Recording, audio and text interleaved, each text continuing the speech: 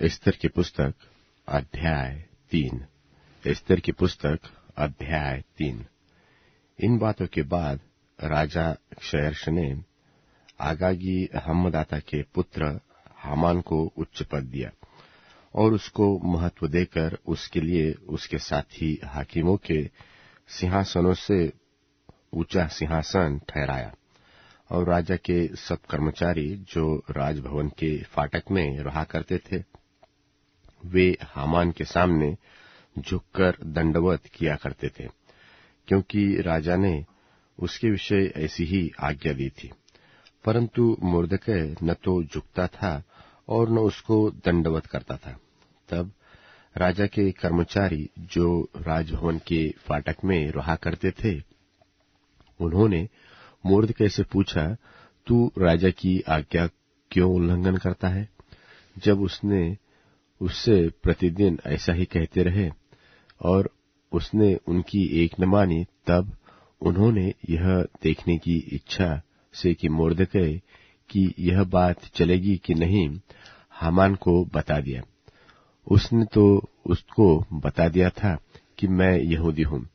जब हामान ने देखा कि मुर्दकै नहीं झुकता और न दंडवत करता, तब हामान बहुत ही क्रोधित हुआ और उसने केवल मुर्दकै पर हाथ चलाना अपनी मर्यादा के नीचे जाना, क्योंकि उन्होंने हामान को यह बता दिया था कि मुर्दकै किस जाति का है। इसलिए हामान ने क्षयर्ष के सारे साम्राज्य में रहने वाले सारे यहूदियों को भी मुर्दकै की जाति जानकर विनाश कर डालने की युक्ति निकाली। राजा क्षयर्ष के 12वें वर्ष के निसान नाम पहले महीने में हामान ने अदार नाम 12वें महीने तक के एक-एक दिन और एक-एक महीने के लिए पूर्व अर्थात चिट्ठी अपने सामने डालवाई।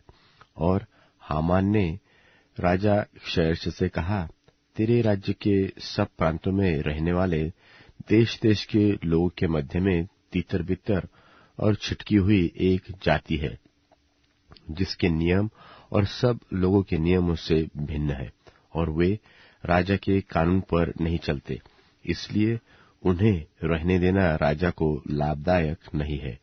यदि राजा को स्वीकार हो तो उन्हें नष्ट करने की आज्ञा दी जाए, और मैं राजा के भंडारियों के हाथ में राज भंडार में पहुंचाने के लिए 10,000 किक्कार चांदी दूंगा। तब राजा ने अपनी अंगूठी अपने हाथ से उतारकर अगागी हम्मदाता के पुत्र हामान को, जो यहूदियों का बैरी था, दे दी।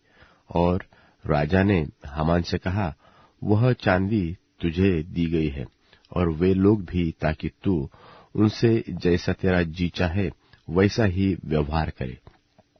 यो उसी पहले महीने के 13वें दिन को राजा के लेखक बुलवाए गए, और हामान की आज्ञा के अनुसार राजा के सब अधिपतियों और सब प्रांतों के प्रधानों और देश देश के लोगों के हाकिमों के लिए चिट्ठियां एक एक प्रांत के अक्षरों में और एक एक देश के लोगों की भाषा में राजा क्षयर्ष के नाम से लिखी गई, और उनमें राजा की अंगूठी की छाप लगाई गई।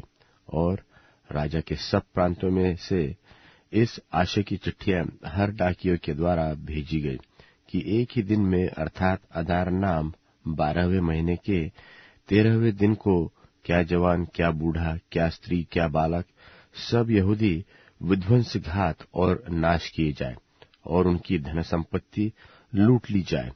उस आज्ञा के लेख की नकलें सब प्रांतों में खुली हुई भेजी गई कि सब देशों के लोग उस दिन के लिए तैयार हो जाए। यह आज्ञा शूननगढ़ में दी गई थी, और डाकिये राजा की आज्ञा से तुरंत निकल गए, और राजा और हामान तो जेवनार में बैठ गए, परंतु शूनन नगर में घबराहट फैल गई।